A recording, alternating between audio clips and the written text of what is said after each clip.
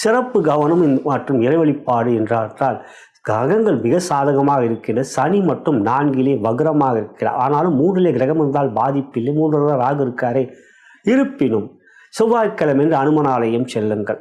அனுமன் ஆலயத்துக்கு செவ்வாய்க்கிழமை செல்வதுதான் மிக மிக சிறப்பானது. அப்படி செல்வதன் மூலம் சனி பாதிப்பு நிச்சயம் இருக்க. காக புஜண்ட சித்தரை வணங்கி வாருங்கள். மனதர குரு சித்தர் வழிபாடு எப்பொழுதும் தனுசு ராசியில் பிறந்தவர்கள் செய்ய வேண்டும்.